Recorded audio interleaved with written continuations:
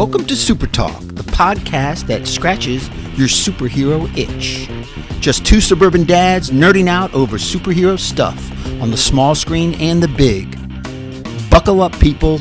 Enjoy the ride.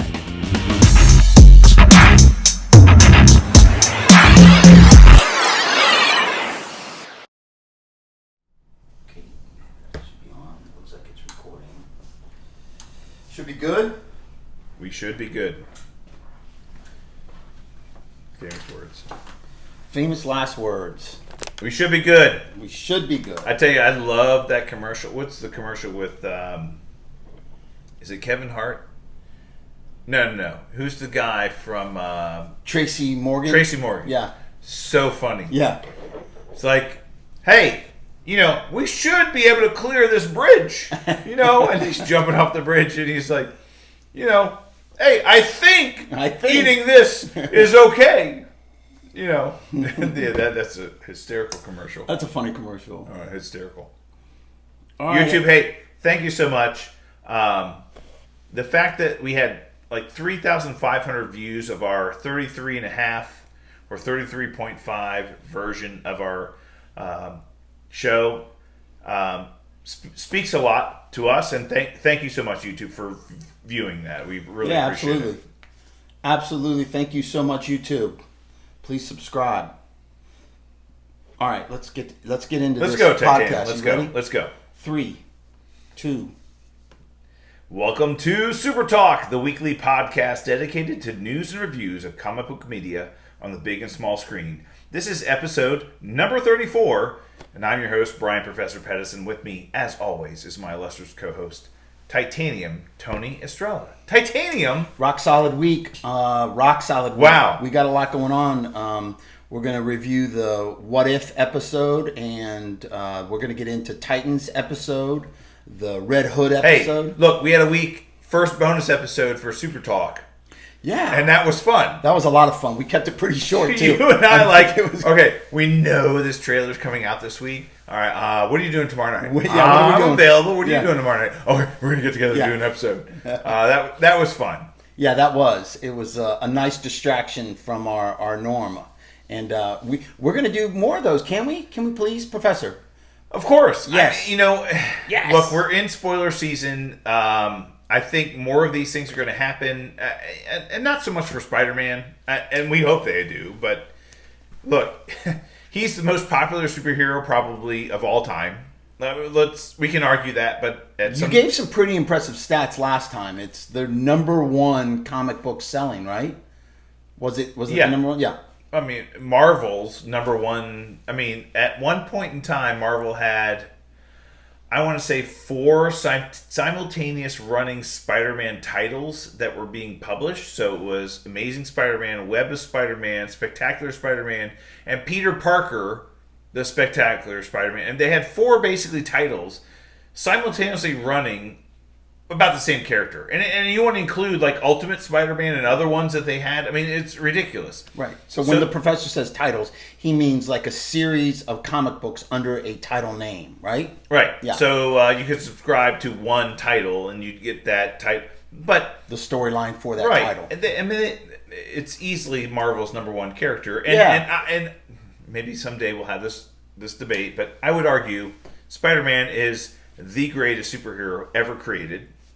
I'm going to say that out loud right now. Wow, that's a bold statement. It is a bold statement. Bold statement. But it's not because of how powerful he is, or I would argue that Superman's probably the most powerful superhero ever created.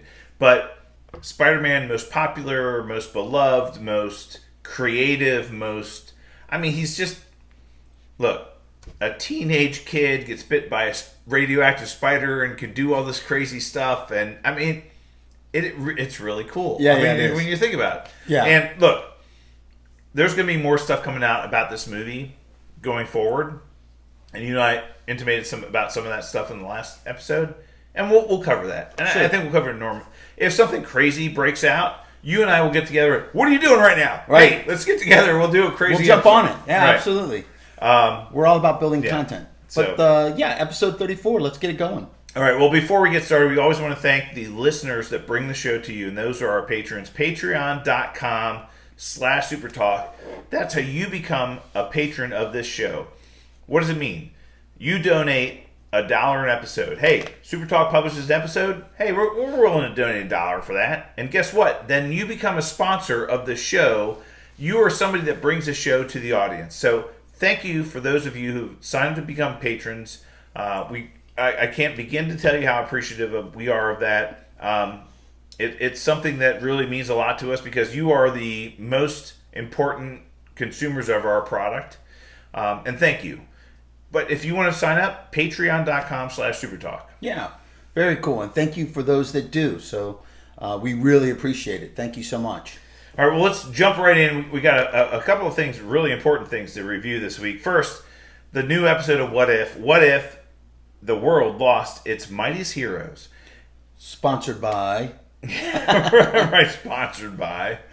Gooder Glasses. Thank you, Gooder. Thank you so much, guys. And big week for the Gooder guys. Sergio, right? Oh my God! So yeah, tell the story. Well, we love Gooder sunglasses. I mean, you and I, talked about how great they are when you're doing anything physical. And we're watching the golf tournament this weekend, the BMW Championship, which happens to be being held in a local course, Owings Mills, Maryland, Caves Valley. In Maryland, not too far from us. And they were watching Sergio Garcia, and I'm driving home one day, and they're like, oh, Sergio Garcia is playing so well. And he's wearing some really cool sunglasses. I haven't seen him wear those kind of sunglasses They made before. a big deal out of it. They've never seen him wear sunglasses while he's playing. I'm watching this. I'm listening to this on the radio. I'm like, oh, okay, this is cool. And then you send me an email. Hey, Sergio Garcia, sponsored by Gooder Sunglasses. I'm like, okay, this is a big deal. Yeah. And he... Number one, I think he finished, 5th or 6th in the tournament, which is a huge deal for Sergio, but even bigger deal for Gooder. Yeah. I mean, they showcased their son, and he wore them all the time. Even when it wasn't even sunny, he was wearing them. I saw him on the back of his hat during interviews. Oh, he has really done a great job for them, and good for you guys, Gooder. I mean, literally, I was talking about sunglasses all weekend. Your sunglasses are great, and you showcase them in the biggest stage this weekend. So good for you, Gooder. Goodr.com. That's how you get in touch with those guys. $25 for a pair of high-quality polarized sunglasses. It's incredible. Awesome. Yeah. All right, well, let's get into What If. What did you think? I mean, I loved this episode. So did I. This was the Avengers, first Avengers movie, broken down, and say that we had a bunch of the things that led up to that movie happen in the same week, which they did. They did Monday, Tuesday, Wednesday, Thursday, Friday. They did Iron Man 2 / Nick Fury's Thor. week. It was something like that. It was titled Nick Fury's Week. Crazy. Crazy. But they did all these things, and somebody was hunting down and killing the Avengers candidates. And these are the people in the Avengers initiative that Nick Fury set up. Trying to get them together before the paper he put together of hey, what if? Right. Question: what if a group of extraordinary people got together and fought for something that they felt was more important than themselves? And that's Nick Fury's statement. So, but all the people on his list, somebody was hunting down and killing. Started with Iron Man. Yeah, that was shocking. I wasn't expecting it. That was cool. Well, the scene they showed was literally bit by bit the same scene that was in Iron Man 2. They got popped in the neck, I guess. By Black Widow. Yeah, Natasha was going to give him some cure, like in the movie, to help with his, the whatever in the thing. Rewind. Yeah. Iron Man 2, Tony Stark's just kind of out on his own. He ends up going to some donut shop in the middle of California. Yeah. He's eating donuts. Inside the donut, Nick Fury shows up, tells him to come down. They go inside the diner, and eventually Natasha, Black Widow, stabs him in the neck with a syringe and gives him sodium pentothal, something that eases his... He was being poisoned by the chemical within his chest plate. What was it called? Just call it uranium, because I like the name of it. It wasn't uranium. It was... Yes, I can't remember what it was. But he was being poisoned. Iron pentothal. Yeah, something.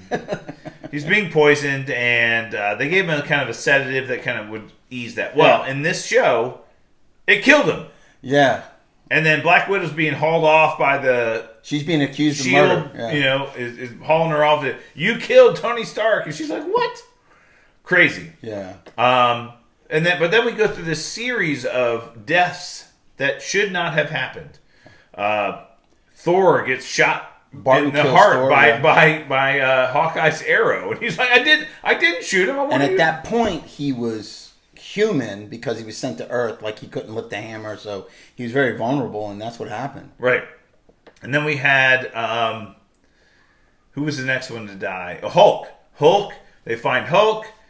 Black Widow goes and finds him. Oh yeah, we got Bruce Banner, all those others, and he gets crazy. Hulk's out. Well, he gets shot by something, and he turns into the Hulk. He turns into the Hulk, but then his heart expands and he explodes. Yeah, and it wasn't that graphic, but he explodes, so he dies. Yeah, holy crap. Yeah, he's dead.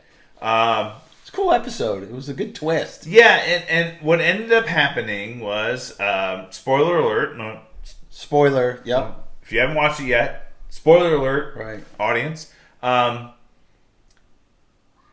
Janet Van Dyne, not Janet. Hope Van Dyne. Yeah. Was a S.H.I.E.L.D. agent. Was an agent of S.H.I.E.L.D. and she had gone on some mission somewhere and died. Yeah. Fun fact for you, the mission she went to was Oslok or something. Maybe. Well, I'm just saying the mission was... It was in... some Russian place that she died. It's the same place where the Winter Soldier shot Natasha. She was protecting a package, right? She was protecting somebody, and the Winter Soldier shot him through her, and it was the same town, according to what I read. But Kiev? I thought it was. Was it Kiev? Something like that.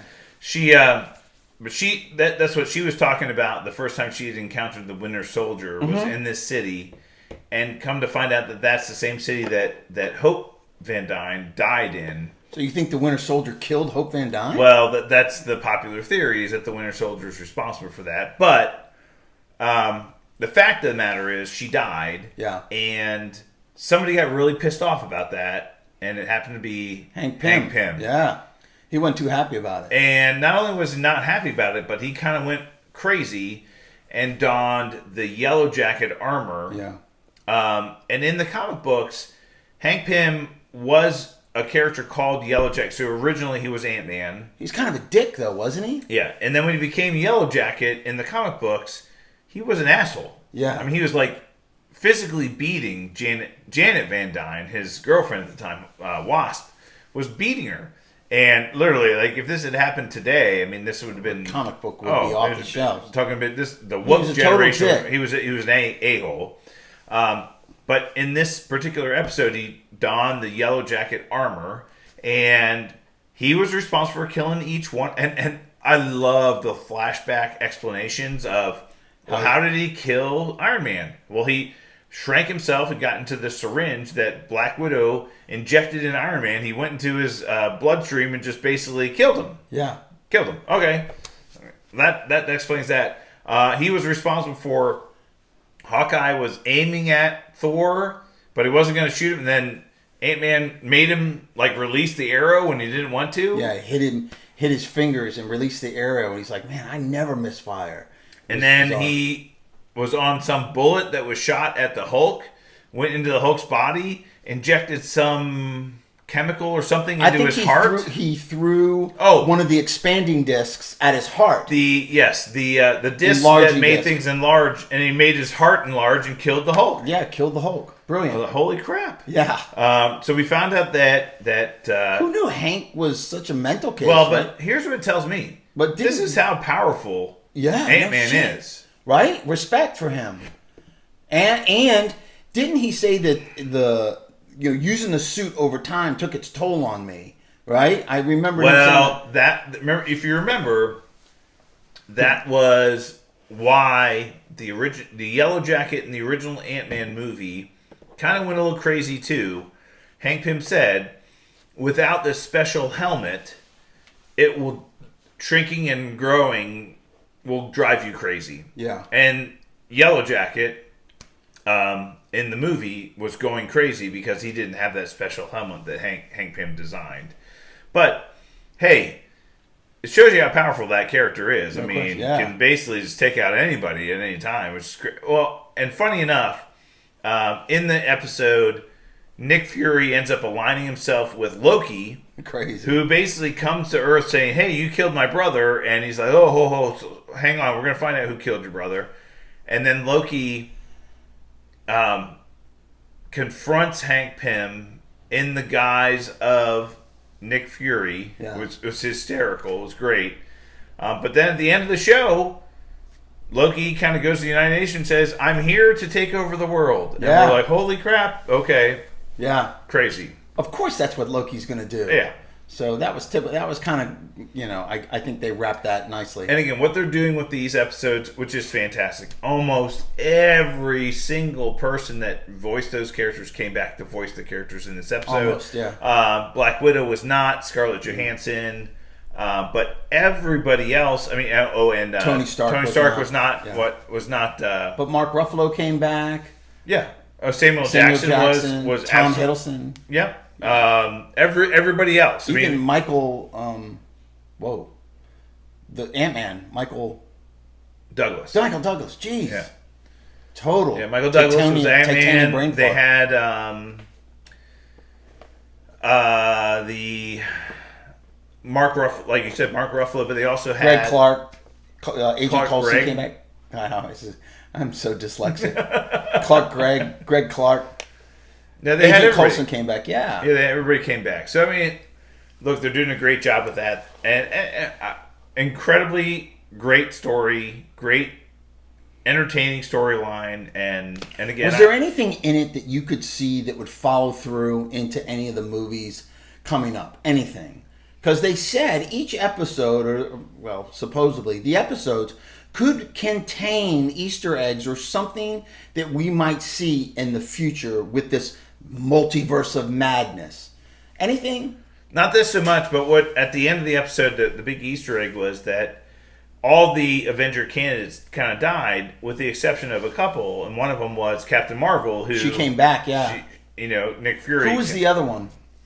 The other one that he brought back at the end of the episode. Who was the other one? I can't remember. I'll think of it in a minute. There was another one that had not been brought back, but nobody knew about. But I mean, that was kind of cool that she kind of showed up at the end of this. Yeah, and she was like, "Where's the fight?" Yeah, right.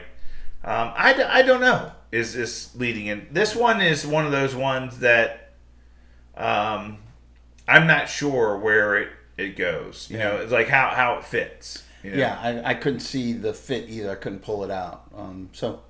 But interesting, very cool. Yeah. I thought it was a great episode. Yeah, really enjoyed it. Well, let's get to the next one, and that's Titans Season 3, Episode 5. You said you watched this episode and you loved it. No, I didn't say I loved it. I said it was good. You said they were great. Yeah, you said Titans was great. Titans and What If were great. Okay. I'm not... here's my thing. So this was a flashback episode. Yeah. This was... how the Red Hood became the Red Hood. If you're looking for any plot development or anything moving forward from what they showed in the first 4 episodes of the season, you're missing out. I was not a big fan of this episode. As a matter of fact, I didn't like it at all. I kind of knew most of what they were going to go through. They kind of explained some of the things that weren't comic book accurate and how they happened to be on the show, which is fine. I love flashbacks as a way to help tell stories. I don't love flashback episodes where the entire episode is a flashback. Got it. And that drove me crazy. Like, we had seen everything that had happened already. And so they basically said, we're going to take an entire episode and go back in time and explain why you are where you already are. Why Jason Todd became and how he survived death. Basically, coming back. How did he become the Red Hood? How did he survive his own death? Who manipulated him and why? And it was all about the Scarecrow manipulating him and all these other things. And again, had they sprinkled in some flashbacks along the way to explain some of that, I'd have been totally happy. Yeah. But for them to take an entire episode and say, oh, we're gonna go back. All the stuff you've already seen. Like I told you, the first couple episodes, shocked how quickly they got into the Red Hood storyline. I was like, oh my god, we've already seen the Red Hood storyline in 2 episodes, and now we find out why, because episode 5 is a complete flashback. Yeah. I'm like, well, I knew this. Yeah. You didn't have to take a whole episode to do this. You could have done it before. I like the way they explained and how they walked through. You know, they reversed engineer the fear gas, so he's not afraid. And well, that's important. Yeah. So the important thing is that the reason why Jason Todd contacted the Scarecrow to begin with was he knew Bruce Wayne, Batman, was losing faith in him, and he felt that the reason why he was losing faith in him is he thought that he was afraid. And he's like, I want you... So Scarecrow had a chemical formula that would basically feed on people's fears. Yeah. The worst fears that they had.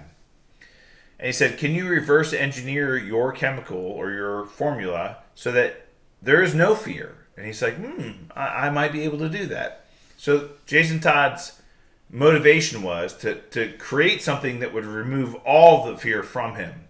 Now, I feel the chemical or the formula that he was given maybe did some of that, but there's also other things that it did that he didn't want or didn't know, and this is a Scarecrow manipulating him, right? Sure, yeah. Yeah. All the information about Batman, all the secret ins and outs of Yeah. Batman and who he is and what he does, and yeah, I mean, the Lazarus Pit was kind of, we knew that was coming, like how does he die and then come back? Was it the formula? Well, again, and great explainer through a flashback of, well, how did he come back? Well, he died. He was killed. He was dumped in the Lazarus Pit, and he came back. That's exactly what happened in the comic books. It happened to be Ra's al Ghul that did it in the comic books, but now it was a Scarecrow who, hey, I found a Lazarus Pit that Ra's al Ghul just happened to be abandoned. Oh, conveniently, yes, yeah. Of course. Yeah. I love using flashbacks as a way to explain how the story... But a whole episode you're not a fan yeah, of. the whole episode of, like, literally, the plot didn't move forward one bit this episode. And I was like, okay, give me the next one. Yeah. See, I thought the episode before this was a filler episode, and I was a little disappointed. But this episode, at least it gave me some answers to some questions that I had. And Jason Todd... But I feel this series is going to pick up quickly. Yeah. I kind of see what they're the things that they're establishing, and I feel that the next few episodes are going to be really good. I hope so. Yeah. We still haven't seen the Raven or and Wonder Girl. Wonder Girl potentially. Well, we saw her this week in a flashback, kind of a flashback, but yeah, in a dream sequence. Right. I hope that smoke show comes back. All right, well, let's move on. We'll talk a little bit about, as our 33.5 or 33.5 episode talk through the Spider-Man No Way Home trailer. Talk about blowing up. Holy shit. 355 million views. Broke the record. So Avengers in Endgame was the record holder for most views for a trailer. And Spider-Man No Way Home broke that. Easily and quickly, was amazingly over 355 million views. Crazy, insane. Numbers. That's how popular this character. And you're going to tell me it's not going to do well in the theaters? Come on, you're going to stream that? I'm going to tell you, if everybody that watches this movie hates this movie, it'll still make 500 million. Easy. And for them to think about delaying any movie now... Yeah, let's not go there yet. But the reactions have been great. Tom Holland came out. He was, I guess, traveling.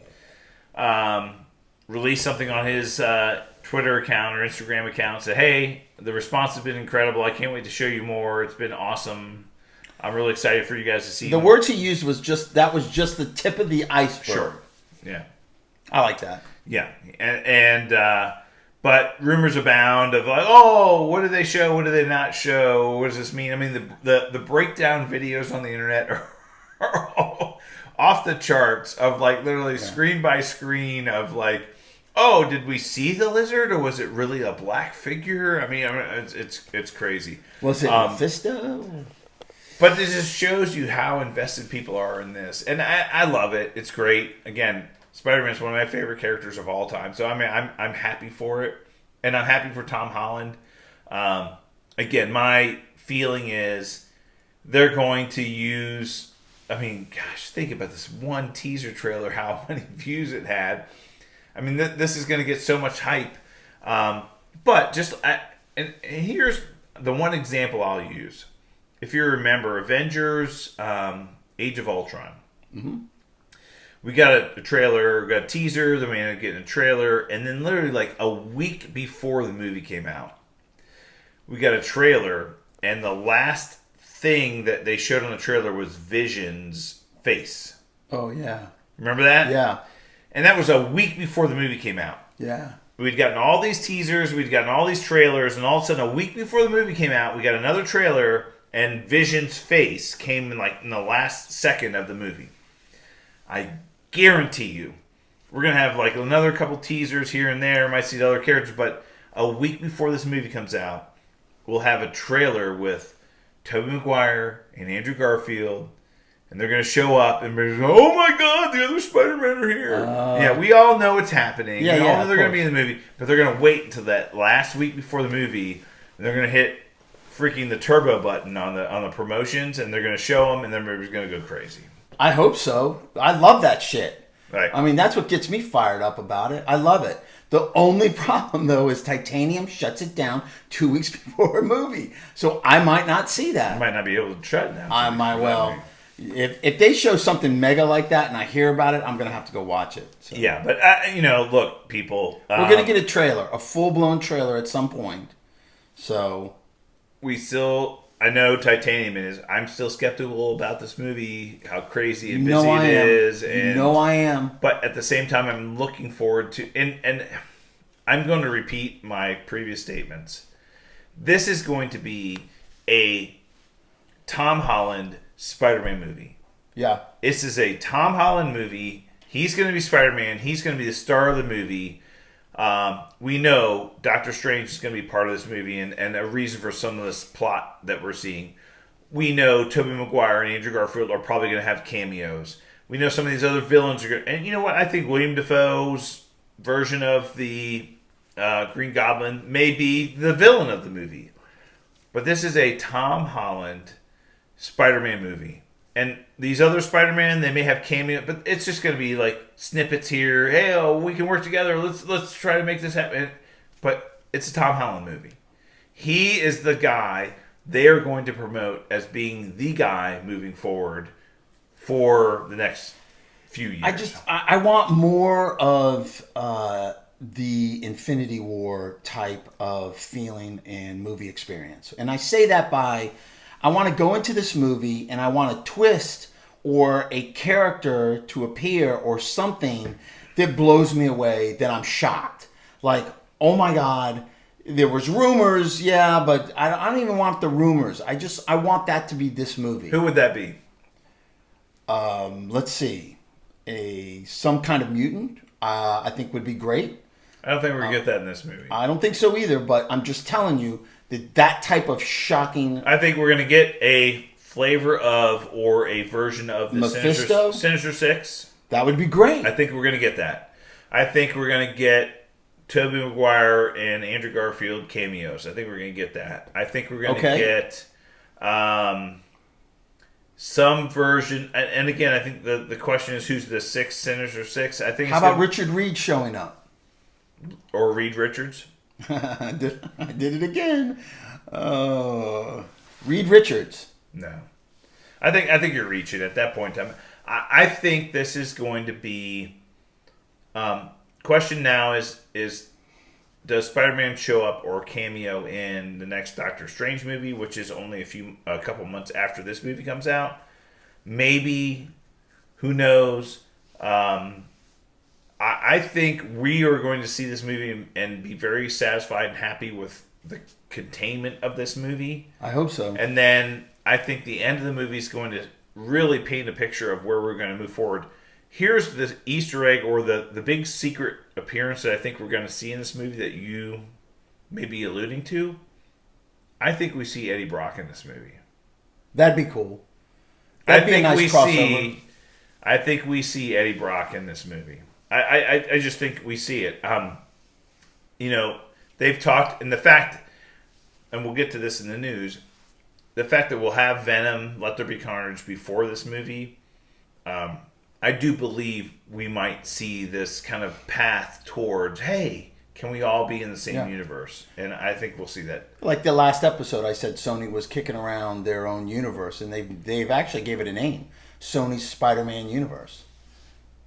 Interesting. That'd be cool, though. That's what I'm talking about. That's the type that would excite you. Of course, it would excite me. Yeah. Any kind of twist or shocker like that would excite me. Now, how busy it is, I'm going to put my trust in Marvel. I hope it isn't as busy. I don't think. And let me tell you, when I say it's busy, I mean that it's busy storyline based. It's going to do $1 gazillion. Oh, it will. I'm not saying it's not going to kill it in the theaters or people are going to go nuts and lose their mind. We know that. We are in the COVID, still in the COVID pandemic, in the latter stages, hopefully. I have a hard time believing this still does not do $1 billion worldwide. Oh, that's a bold statement, $1 billion, but $500 million, absolutely obtainable and will blow by. I mean, Black Widow just checked off the 500 million mark. Black Widow just checked off the. And that movie was pretty bad. The movie was okay. I liked it. It was okay. I mean, for a Marvel movie, it was okay. I could have and should have watched that again, and I had the ability to do so, and have chosen not to. That's how much I did not like that. I've seen it twice. I've seen it 3 times. I saw it twice when it first came out, and then I watched it again with one of my kids, my youngest daughter. Did it get any better? It got funnier. I laughed at some of the jokes. All right. But yeah, it is what it is. Well, let's move forward. We'll go straight into the news section, and this, of course, is sponsored by our friends at BSB. BSBswag.com. You're sporting the shirt today. You're sporting the baseball shirt? Look. Comfy? BSB, even you can make a stupid fat ass like myself look good, and I really appreciate it. So BSBswag.com. Hey, you guys make high-quality stuff that looks good, feels good, wears good. I mean, hats, shirts, hoodies, great stuff. If you haven't yet, check them out, bsbswag.com. They make good stuff. Again, they can make somebody stupid like me look good. Hey, you should check them out. Hey, the guys I know, the fraternity brothers of mine, there are a couple of Marines that started this. They support the military, and they give a lot of their proceeds to the military. There are a couple of Marines, and they're good guys, and it's a good cause, and it's a really cool brand, comfortable stuff. So give them a check. Thanks, BSB. We really appreciate it. And we'll kind of get into, one of the big rumors that we heard this week was that the Illuminati may be making an appearance in the Doctor Strange and the Multiverse of Madness movie. Interesting. Hey, Professor, who are the Illuminati? All right, guys, take out your notebooks. Here we go. All right, here we go. So the Illuminati was a group of highly powerful individuals who decided to create their own group so that they could kind of police what's going on and maybe kind of control some of the crazy stuff that's happening. The original version of Illuminati was Professor X, Doctor Strange, Mr. Fantastic. Which is who? What do you mean? Reed Richards? Reed Richards, okay. Mr. Fantastic. So, and this is questioned for what? Doctor Strange, the Multiverse of Madness, right? Kind of thinking about bringing that in there, maybe. So maybe a little cameo again, of Reed Richards. So the original version of Illuminati, Reed Richards, Professor X, Doctor Strange. We had Black Bolt from the not the Eternals, the Inhumans. Yes. Then we had our friend Namor from Atlantis, and the last person in the Illuminati it's one of 2 people. It's either been Beast, who's also a mutant, or it's been Iron Man, Tony Stark. I doubt we'll see Iron Man, Tony Stark in the Illuminati. You think? Right. But those individuals, highly powerful individuals, some of the greatest minds in the universe. They came together and formed a group. And the original reason they formed the Illuminati was because of the Hulk. This is the group that recognized the Hulk was such a threat to Earth that they jettisoned him into space, and he went into some remote planet. And they thought he was going to a desolate planet, and they ended up going to Sakaar and became the champion of Sakaar, and became Planet Hulk, and got married and had a son and all kinds of other stuff that ended up happening. But that's the original reason why the Illuminati was formed. So the real rumor now is the Illuminati may show up at some point in time or in some form in Doctor Strange 2. Big rumor now is that some version of Professor X from the Fox universe is going to show up in Doctor Strange 2. Wow. And whether it's Patrick Stewart or James McAvoy, still up in the air. It could be either of them. But, and the reason why the rumors are running rampant is because we know that they asked Hugh Jackman to be part of this movie. They asked him, we're doing a multiverse movie. We'd love to find a way to kind of integrate the Fox universe into the Marvel universe. And what better way than their number one star? Let's get Hugh Jackman to come out and just be number one Wolverine star and kind of see what's happening in the multiverse. He said, no, I'm done. Yeah. I did the Logan movie. That was my farewell. Yep. I'm finished. What a great goodbye, too. One of the greatest. One of the greatest. If you haven't seen it, folks, go see Logan. One of the greatest comic book movies ever created. Yeah. Ever. Without question. Yeah. But he said, no, I'm done. And then went to Patrick Stewart, asked him the same question. He was like, no, Logan was a great farewell to the Professor X character. He said, mostly. And so the theory is that he might be open to coming back. And he was literally the perfect Professor X that has played that character in the movies ever. So could he be him? Yes. Could James McAvoy be him? Of course. Of course. But we feel or we understand that potentially somebody from the Fox universe could show up in that movie and be an explainer of how the Fox characters eventually make their way into the Marvel universe. And maybe the Illuminati shows up. It's a multiverse Illuminati. Who knows? Hey, the rumor is cool. Yeah. And we want to talk about it. It's great. Yeah. The rumor is very cool. That would be something shockingly enough. And that's why, that based on that rumor, that's why I think maybe a cameo or maybe an end credit scene about Reed Richards in the Spider-Man movie, setting that up. But we'll see if that happens. It's a rumor right now, folks. It could happen. It could not. I'll tell you, that's going to be a huge coup for Marvel if we see Reed Richards before we hear about a casting. And that would be the casting announcement. Of course. Right. But, yeah. I know it's a stretch, but Mephisto could show up. Who knows? All right. Well, and then you had some news about there's a Disney's making a Halloween special? Yeah, apparently the Disney's has a casting call for a young Latino actor, and the rumor is... Too bad it's young Latino actor. I know. If they were looking for some older Latino older Cubano. Older Cubano, Tony, Titanium Tony, would love to be a part of that. So the rumor is that it's Werewolf by Night. Werewolf by Night is supposedly the Disney Halloween show. We know there's other rumors that it could be showing up in Moon Knight. There's rumors about Midnight Suns being formed, which is a comic book kind of gang. Who's in that, Professor? Midnight Suns is Doctor Strange, Morbius, Punisher, Ghost Rider, Moon Knight,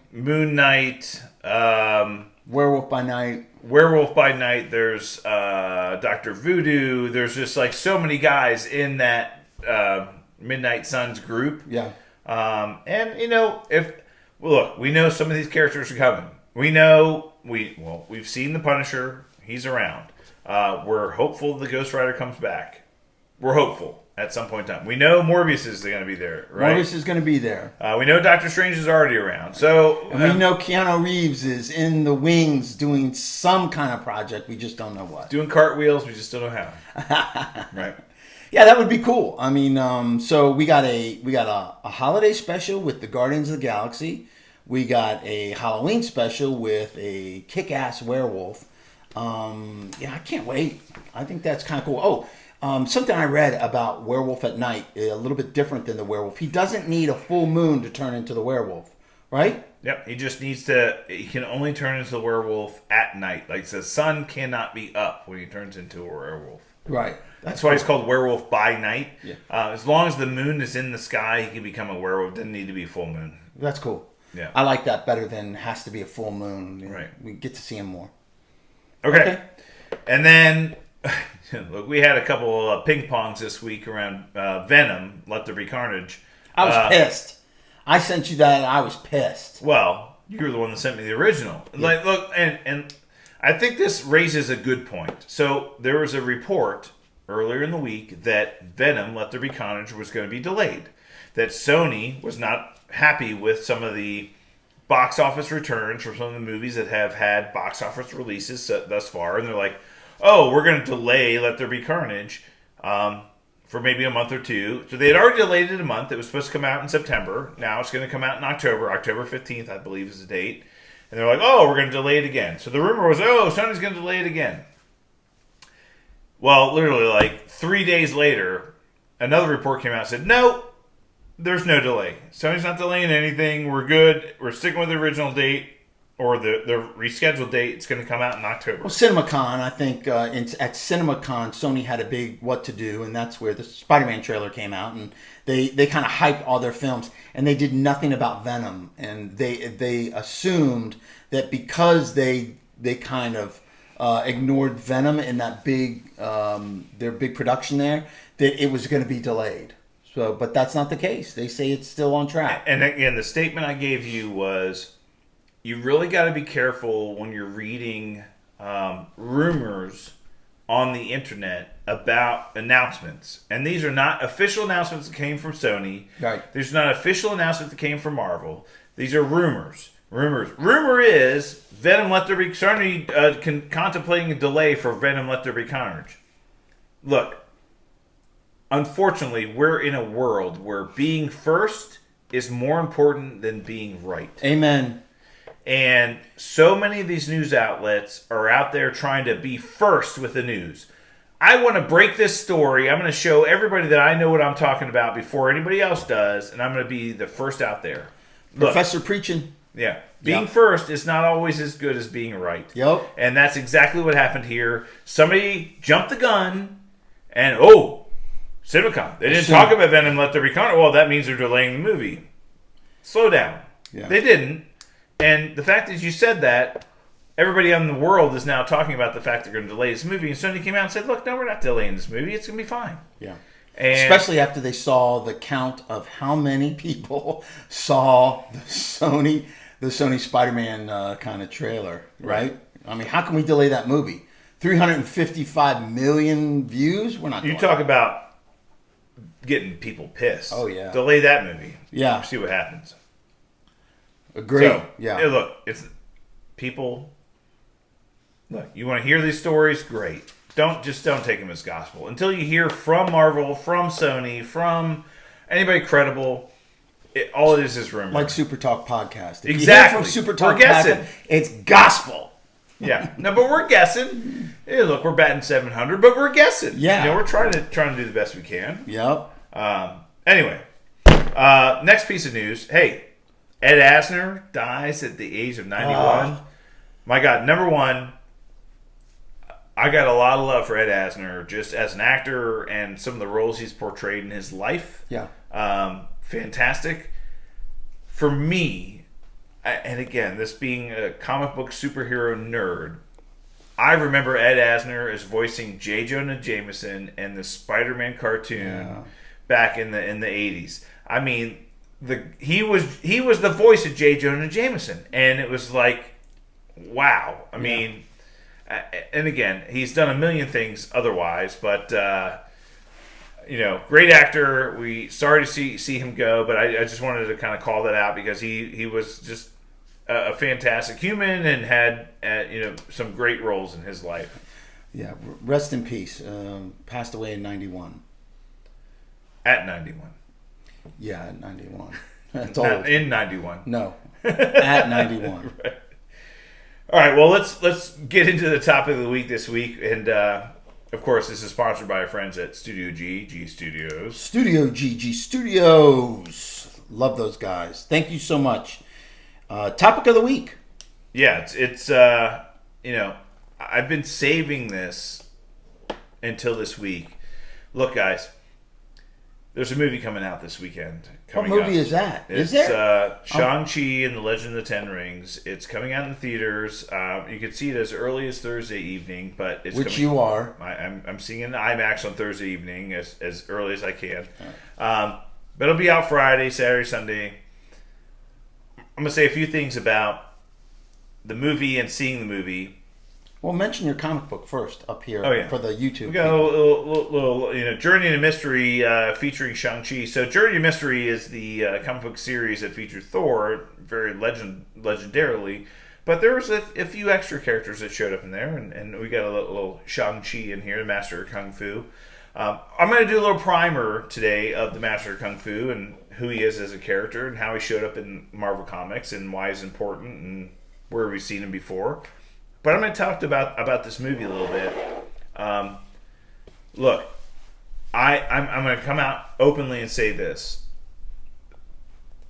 In the last, since Endgame, it's been a long time, there's no movie I've been looking forward to more than this one. Wow. Really?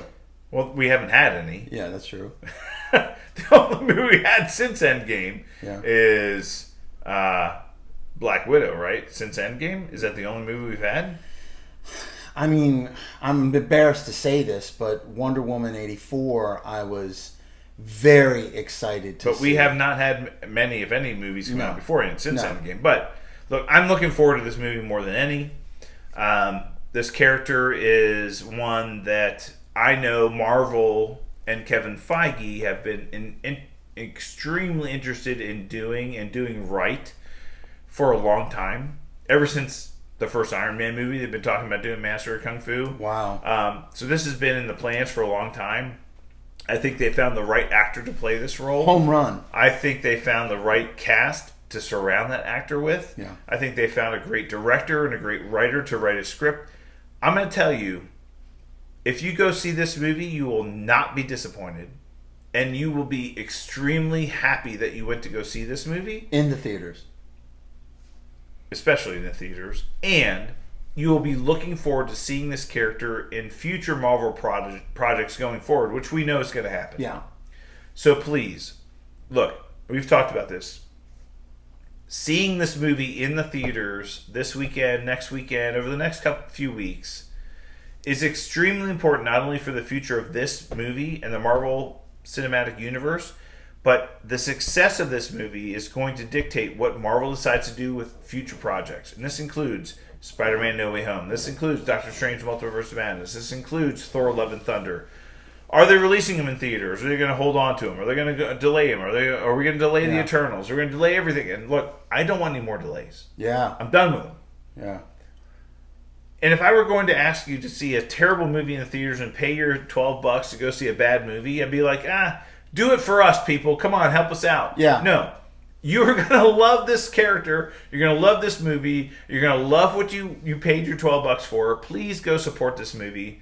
I think I'm saying the early previews of this movie have been incredibly positive, and I venture to guess that this weekend coming up, when we finally get people able to come out and talk about this movie, they're going to be glowing. I mean, they're going to be like, oh my God, it's one of the best movies Marvel's ever made. Yeah. And I think we're all going to be happy for that. So, the reason why we are focusing on Shang-Chi and the Master of Kung Fu and everything else this episode is, please go out and support this movie. Please. Yes. Please. Titanium and I are going to go see it this weekend, but please go out and see it. I bought like a boatload of tickets. I'm taking a bunch of other couples. We're going to go get a couple of appetizers. We're going to go get liquored up, and we're going to roll into that theater on fire.